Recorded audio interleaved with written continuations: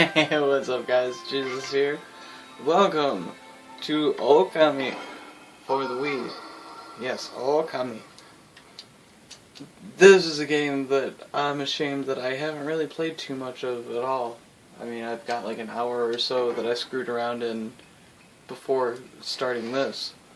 But other than that, I know just about nothing about this game. And I'm sad that I don't, because it apparently is a really great game. I hear nothing and see nothing but great things about this game. So I figured maybe I'll do a let's play of it. We'll see how it goes. Long ago, a tiny hamlet known as Kamiki lay nestled in a grove of proud and beautiful cherry blossoms. Each and every tree around the quiet burg was honored as a god. However, the village was not without its dark secrets.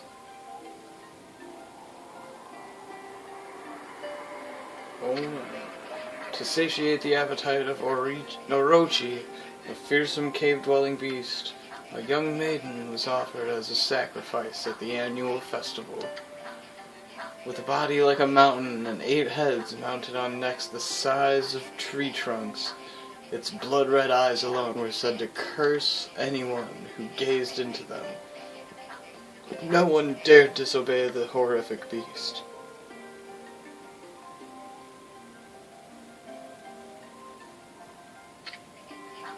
When the night of the sacrifice drew near, a mysterious white wolf appeared outside the village. This wolf, its coat as brilliant as snow, was dubbed Shiranui.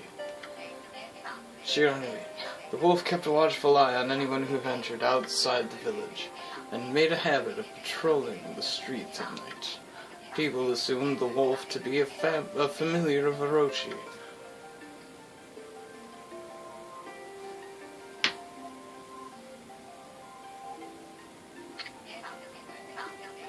One villager took it upon himself to face the fearsome Shiranui.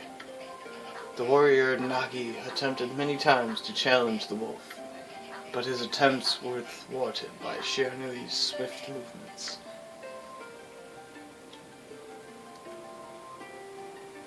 I hope I'm pronouncing that right too.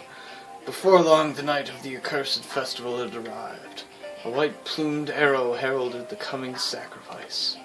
Piercing the sky, the arrow sunk its shaft squarely into the home of Nami, the village's most beautiful maiden. Nagi, harboring a secret love for Nami, was enraged by this sign. Determined to put an end to Orochi once and for all, Nagi traveled to the beast's cave in place of his beloved.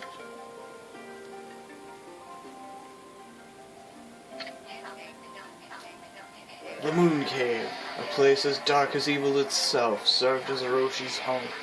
As Nagi stood bravely before the entrance, a beast appeared, eyes glowing crimson upon 8 thrashing necks.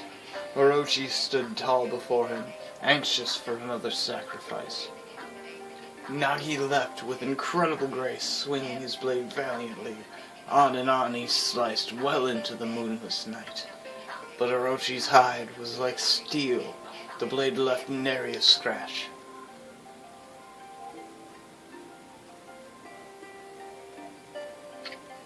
At long last, Nagi, his energy spent from the intense battle, dropped to his knees, fatigued and gasping for breath. He knew he was staring death in the face. It was then that the wolf appeared. As if to protect Nagi, it stood its ground before Orochi. In the darkness of the cave, the wolf's coat shone brilliantly.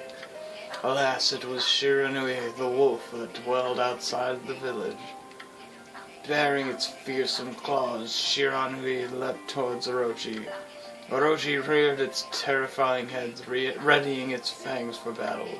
The two beasts struggled wildly, thrashing in the darkness. So, apparently shit got real. Like, really real. Mysterious and terrifying, the spectacle continued. Shiranui summoned gusts of divine wind to counter Orochi's flames.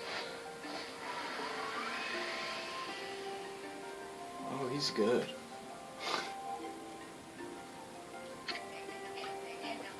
As Orochi closed in on Shiranui, his sharpened claws glistening, a gigantic tree suddenly sprouted forth, shielding the wolf. Shiranui fought gallantly to gain the upper hand. However, Orochi, protected by a mystical power, was not easily bested. Shiranui, covered in gashes, majestic coat dyed crimson, stood exhausted before the mighty Orochi.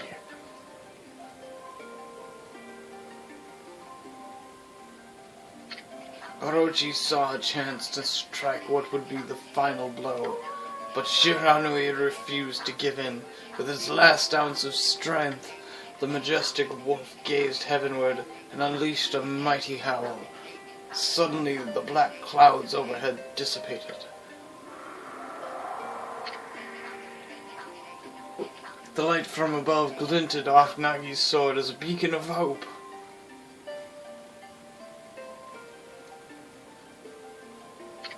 Guided by his sword, Nagi, who'd been taking shelter in the shadows, stood proudly to face his adversary.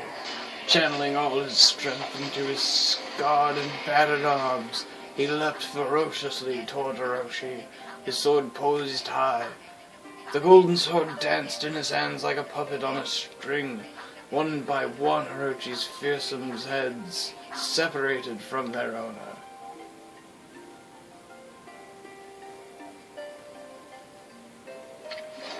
Orochi's broken body collapsed in a lake of its own blood. In that instant, the curse that had plagued the villagers was lifted. As the battle subsided, the sun shone once again in the sky. Shiranui had succumbed to Orochi's poison and struggled to breathe. Nagi scooped the beast into his arms and returned to Kamiki.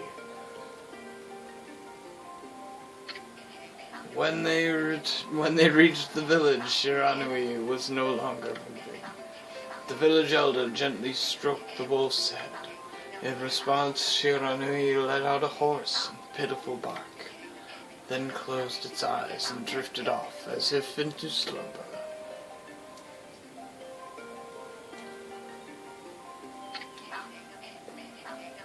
Peace had at last returned to Kamiki village. In honor of Shiranui's heroic exploits, the villagers erected a shrine and placed a statue of the wolf within it. Nagi's sword was christened Tsukuyomi. Yeah, Tsukuyomi. I just want to make sure I'm pronouncing that right. It was christened Tsukuyomi and placed inside the moon cave. The villagers all looked forward to an age of endless peace. But peace... However, this is not the end of the story. There is more to this tale than most people know. 100 years had passed since Nagi and Shiranui's heroic exploits. It happened so quickly that no one in the village even took notice. And I just love the visual style of this game. I love any game that's cel-shaded. It looks so cool. I love it. Is this the legendary sword? Is this Tsukuyomi, the sword that banished the dreaded Orochi? No, it couldn't be. It's just a legend. Nothing but a fairy tale. So yeah, take it. Go ahead and take it. What harm could it do? Oh, way to go, dipshit. You see what you did? You see what you fucking did? Yeah, you better run, lest you be eaten by demons. Oh shit, too late. You're fucked now, buddy. Way to go. Oh, he who seeks power, he who has broken my bonds. Speak the words, I wish darkness unto the world. Utter that prayer unto me and unleash my power. Don't do it, faceless guy. Don't do it. Just let him eat you. He's gonna eat you anyways, regardless of if you say it or not. Just run. Good call, dude. Very good call. He's like, fuck this!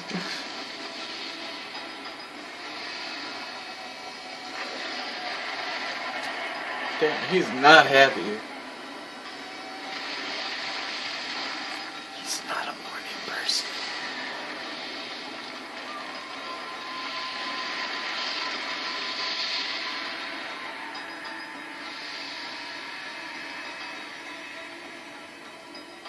So apparently he's blotted out the land.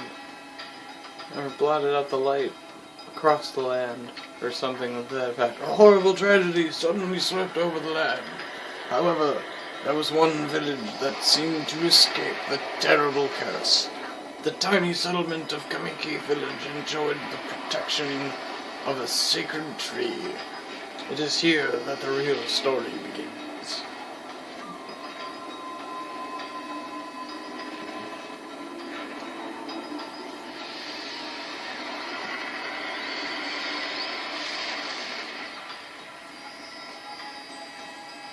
Oh, hello. The wood spirit Sakuya. How troublesome. This is just like the ancient prophecy of doom. What has transpired to bring about such calamity? We must act quickly. There is no time to lose. My power has diminished over the years I've spent protecting this area. I don't have much time left in this world. Amaterasu, now is the time.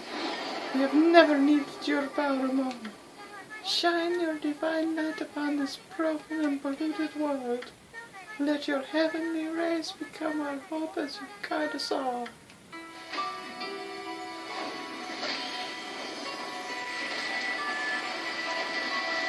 Well, shablam, apparently. I live! Oh, and he shakes off. Okami Amaterasu. Oh, such divine white light! Such a beauty and a grace! The only one capable of such a wondrous spectacle is none other than our mother and the origin of all that is, Amaterasu. How delightful to see that the Savior whose brave sacrifice sealed away the evil demon so many years ago has not changed one bit. I can't do that voice anymore, sorry. Seeing you emerge after so many years spent as a statue brings happiness to my heart. Oh. You don't have enough badges to train me, bitch. Amaterasu, gaze above you, take in the condition of the sky. Since your untimely departure from our midst, the world has succumbed to devious and vicious beasts. They have ravaged our fine and bountiful country of Nippon, but never have the circumstances been worse than they are at this very moment. Please use your powers to banish the darkness and punish those who would do us harm. Huh? What's this? What's the matter? Calm your tits. Oh, you got something in your robes there? Ooh, what on earth?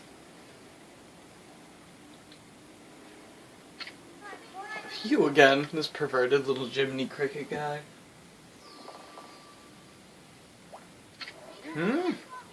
Ow, are you nuts? Boy, for a little thing, you sure make a big fuss. I was just trying to make the conversation a bit more interesting, that's all.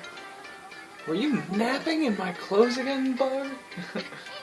Bug? I told you 1,000 times not to call me that. I'm a wandering artist. The name's Isun. Wandering artist Isun. At your service. I'll show you just how great I am, and it won't be long till you're bowing before my great brush. Do you mind not throwing that on my face? What's the matter with you? Decent picture. Not bad, not bad. Oh shit. I hit the button. I'm sorry. It told me to hit the button, And so I did, and I guess I skipped a bunch of shit. But that's your problem. That's not my problem. I'm gonna go ahead and end the episode here. I'll try and include what I skipped out of in the next episode, if there is going to be a next episode. That all heavily relies on if you like the video, if you enjoy it. It really helps me out and lets me know whether or not you watch and enjoy what I'm putting out. Leave your comments and thoughts as well in the comments section. Again, that helps me out. Lets me know what you think about what I'm putting out. Subscribe if you haven't already, and as always, thanks for watching.